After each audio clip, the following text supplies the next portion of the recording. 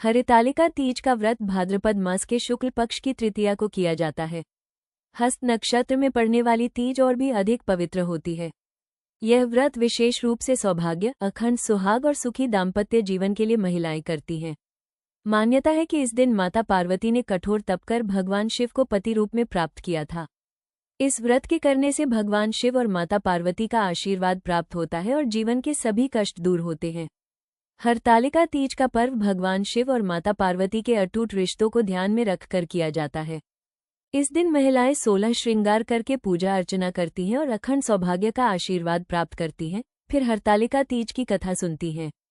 हरतालिका तीज के कथा सुनने व पढ़ने मात्र से भगवान शिव और माता पार्वती का आशीर्वाद प्राप्त होता है और सुख शांति और समृद्धि में वृद्धि होती है। ये कथा बहुत पवित्र मानी जाती है, इसलिए इस दिन हरतालिका तीज की कथा अवश्य सुननी व पढ़नी चाहिए। जिनके दिव्य केशों पर आग के फूलों की माला शोभा देती है और जिन भगवान शंकर के मस्तक पर चंद्र और गले में सर्प और मुंडों की माला पड़ी हुई है, जो माता पार्वती दिव्य वस्त्रों से तथा भगवान शंकर दिगंबर धारण किए हैं, उन दोनों शिव पार्वती को नमस्कार करता हूँ। कैलाश पर्वत के सुंदर शिखर पर माता पार्वती जी ने महादेव जी से पूछा, हे महेश्वर, मैं भाग्यशाली हूँ कि आप मेरे पति हैं। मेरे कौन से व्रत, तप या दान के पुण्य फल से आप मुझको वर रूप में मिले? मुझसे आप वो गुप्त से गुप्त व्रत बताइए जो सरल और महान फल देने वाली हो। आप आदि, मध्य और अंत रहित हैं, आपकी माया का कोई पार नहीं है। हे नाथ, यदि आप मुझसे प्रसन्न हैं तो आप मुझे दर्शन दें। महादेव जी बोले, हे देवी, मैं आपके सामने उस व्रत के बारे में कहता हूँ जो परम गुप्त है। जैसे तारागणों में चंद्रमा और नवग्रहों में सूर्य, वर्णों में ब्राह्मण, देवताओं में गंगा, पुराणों में महाभारत, वेदों में साम और इंद्रियों में मन श्रेष्ठ है, वैसे ही पुराण और वेद सब में इसका वर्णन आया है, जिसके प्रभाव से तुमको मेरा आधा आसन प्राप्त हुआ है।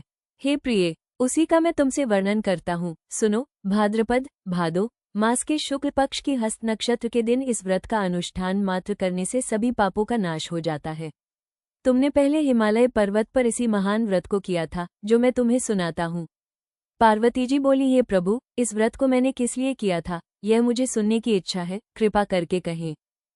शंकर जी बोले, आर्यावर्त में हिमालय नामक एक महान पर्वत है, जहाँ अनेक प्रकार की भूमि अनेक प्रकार के वृक्षों से सुशोभित है, जो सदैव बर्फ से ढके हुए तथा गंगा की कल कल ध्वनि से शब्दायमान रहता है।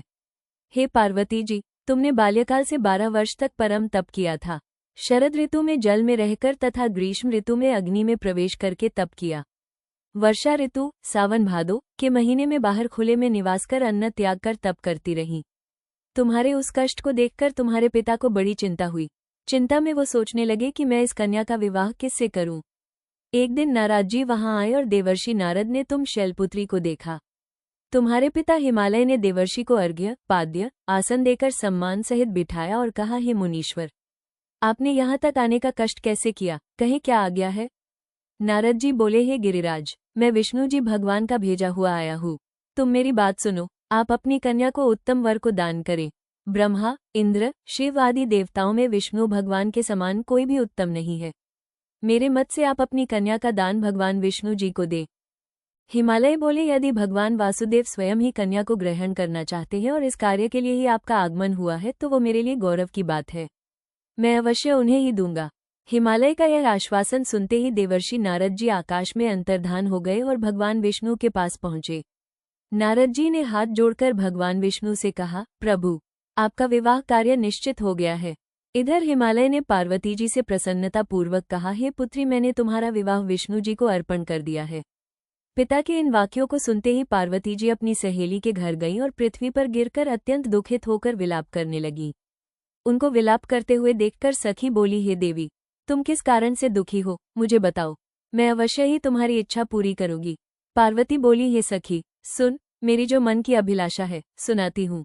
मैं महादेव जी को वरण करना चाहती हूँ। मेरे इस कार्य को पिताजी ने की सहमति नहीं है, इसलिए मैं निसंदेह इस शरीर का त्याग करूंगी। पार्वती के इन वचनों को सुनकर सखी ने कहा, हे देवी, जिस वन को तुम्हारे पिताजी ने न देखा हो, तुम वहां चली जाओ। तब तुम अपनी सखी का यह वचन सुन ऐसे ही वन को चली गई। पिता हिमालय ने तुमको घर पर न पाकर सोचा कि मेरी पुत्री को कोई देव, दानव अथवा किन्नर हरण करके ले गया है। मैंने नारद जी को वचन दिया था कि मैं पुत्री का भगवान विष्णु के साथ वरण करूंगा, अब ये कैसे पूरा होगा? ऐसा सोचकर वे बहुत चिंतातुर हो मूर्छित हो गए।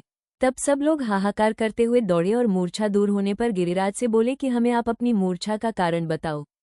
हिमालय बोले, मेरे दुख का कारण ये है कि मेरी रत्नरूपी कन्या को कोई हरण कर ले गया, या सर्प ने काट लिया, या किसी सिंह ने मार डाला। वह न जाने कहाँ चली गई, या उसे किसी राक्षस ने मार डाला है। इस प्रकार कहकर गिरिराज दुखित होकर ऐसे कांपने लगे जैसे तीव्र वायु के चलने पर कोई वृक्ष कांपता है। तत्पश्चात हे पार्वती, तुम्हें गिरिराज साथियों सहित घने जंगल में ढूंढने निकले। तुम भी सखी के साथ भयानक जंगल में घूमती हुई वन में एक नदी के तट पर एक गुफा में पहुंची। उस गुफा में तुम आनी सखी के साथ प्रवेश कर गई, जहां तुम अन्न जल का त्याग करके बालू का लिंग बनाकर मेरी आराधना करती रही। उस समय पर भाद्रपद मास की हस्त नक्षत्र युक्त तृतीया के दिन तुमने मेरा विधि विधान से पूजन किया तथा रात्रि को गीत मंगल करते हुए जागरण किया। तुम्हारे उस महाव्रत के प्रभाव से मेरा आसन डोलने लगा। मैं उसी स्थान पर आ गया जहां तुम और तुम्हारी सखी दोनों थीं। मैंने आकर तुमसे कहा, हे वरान्य, मैं तुमसे प्रसन्न हूँ, तुम अपना वर मांगो।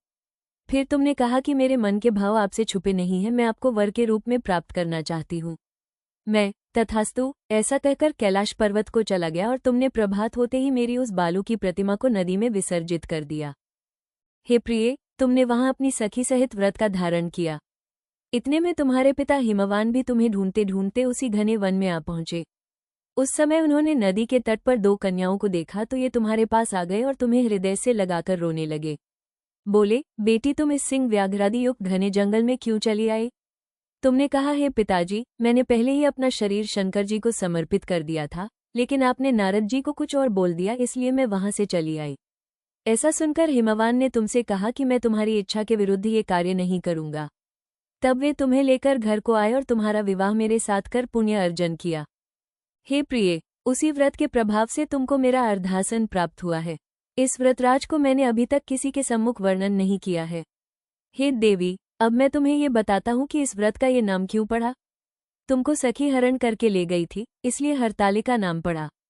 पार्वती जी बोली, हे स्वामी, आपने इस व्रतराज का नाम तो बता दिया, लेकिन मुझे इसकी विधि और फल भी बताइए कि इसके करने से किस फल की प्राप्ति होती है। तब भगवान शंकर जी बोले, सौभाग्य की इच्छा रखने वाली महिलाओं को यह व्रत पूरे विधि विधान के साथ करना चाहिए। व्रत में केले के खंभों से मंडप बनाकर उसे वंदनवारों से सुशोभित करें। उसमें विविध रंगों के उत्तम रेशमी वस्त्र की चांदनी ऊपर तान दें। चंदन आदि सुगंधित द्रव्यों का लेपन करके महिलाएं एकत्रित हों। शंख, भेरी, मृदंग आदि बजावें। विधि पूर्वक मंगलाचार करके श्री गौरी शंकर की बालू निर्मित प्रतिमा स्थापित करें। फिर भगवान शिव पार्वती जी का गंध, धूप, पुष्प आदि से विधिपूर्वक पूजन करें। नैवेद्यों का भोग लगावें और रात्रि को जागरण करें। नारियल, सुपारी, जमवारी, नींबू, लौंग, अनार, नारंगी आदि ऋतुफलों तथा फूलों को एकत्रित करके धूप, दीप आदि से पूजन करके कहें, हे कल्याण स्वरूप शिव, हे मंगल रूप शिव, हे मंगल रूप महेश्वरी, हे शिवे, सब कामनाओं को देने वाली देवी कल्याण रूप तुम्हें नमस्कार है। कल्याण स्वरूप माता पार्वती, हम तुम्हें नमस्कार करते हैं। भगवान शंकर जी को सदैव नमस्कार करते हैं। हे ब्रह्म रूपिणी, जगत का पालन करने वाली माँ, आपको नमस्कार है।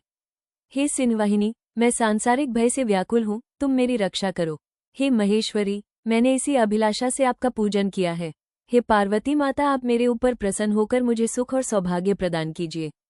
इस प्रकार के शब्दों द्वारा उमा सहित शंकर जी का पूजन करें। विधिपूर्वक कथा सुनकर गौ, वस्त्र, आभूषण आदि ब्राह्मणों को दान करें। इस प्रकार से व्रत करने वाले के सब पाप नष्ट हो जाते हैं। यह व्रत निर्जला रहकर किया जाता है। मान्यता है कि जो चोरी से छुपकर पानी पीती है वो अगले जन्म में जोकिनी, फल खाती है तो बंदरिया, मिठाई खाती है तो चींटी, मांस खाती है तो बाघिनी, सब चीजें खाने वाली मक्खी, और जो व्रत धारण कर सोती है वो अजगरी योनि को पाती है। जो श्रद्धा विधि से धारण करती है वो अगले जन्म में मुझसा पति प्राप्त कर शिवलोकवासी हो जाती है। और भी सनातन धर्म से जुड़ी व्रत, पर्व, त्योहार और कथाएं, महत्वपूर्ण जानकारी के लिए सब्सक्राइब करें। अपने सुझाव के लिए नीचे दिए गए लिंक पर चैनल सब्सक्राइब करें https://youtube.com/bigtastro।